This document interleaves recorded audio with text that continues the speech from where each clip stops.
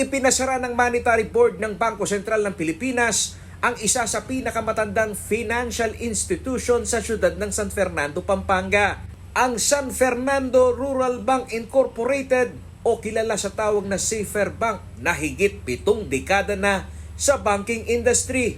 Naging epektibo ang closure nito noong November 27 ng taong kasalukuyan.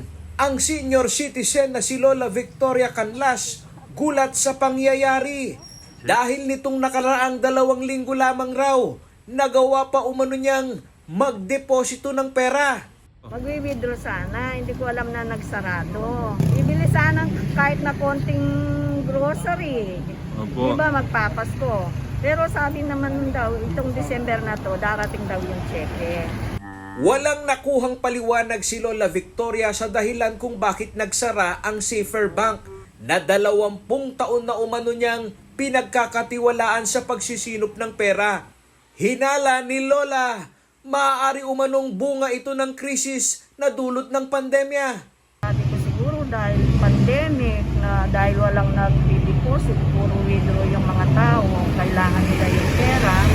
Sa pagsisiyasat ng news team sa Philippine Deposit Insurance Corporation o PDIC, kabilang si Lola Victoria sa higit 1,500 depositor ng Safer Bank.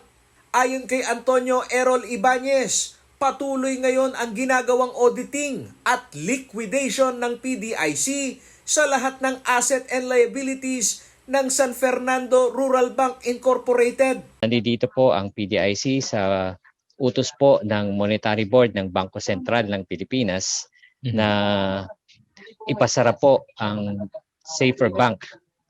Ito po ay sa pamamagitan ng Monetary Board Resolution number 1514.A. Ito po ay may date na 26 November 2020. At kinabukasan po, ang PDIC naman po ang nag-take over. Pag sinabi pong take over, kami na po ang mga ngasiwa ng nagsarang bangko. Guaranteed lahat ng mga depositor ng Safer Bank hanggang 500,000 piso. Otomatiko naman umanong maipapadala ang depositong pera ng mga client ng Safer Bank o depositor na may balanse ng 100,000 piso pababa. Na merong magpa-file at merong hindi magpa-file. Ngayon, sino yung mga magpa-file? Hindi magpa-file. Which means hindi po na kailangan mag-submit ng requirements. Ito po yung 100,000 below ang balanse ng kanilang account. Wala po silang utang, hindi po sila association, at kompleto po yung kanilang address na nakarecord sa bangko o kaya nag-update sila sa amin ng mailing address update form. Ito pong mga hindi na kailangan mag-file, hihintayin na lang po nila ang kanilang postal money order check. So tinap namin ang post office, sila po ang magdi-distribute gamit po ang postal money order check, land bank check po iyon. At ang target po natin na sila ay mabayaran bago matapos ang taon. Babala naman ng PDIC, huwag na umanong makipagtransaksyon sa mga dating empleyado ng Safer Bank upang maiwasan ang abala.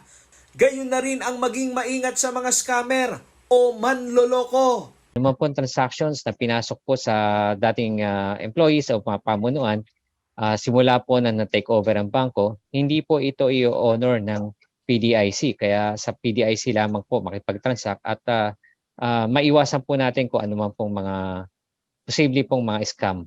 May pag-asa naman umano ang mga depositor na higit 500,000 piso ang naihulog sa nagsarang bangko sakaling matukoy ang mga ari-arian o total stock asset ng Safer Bank. Of course naman po doon, kapag naman po na-liquidate, merong another mukha po ang PDIC, ang deposit insurer, and at the same time as liquidator.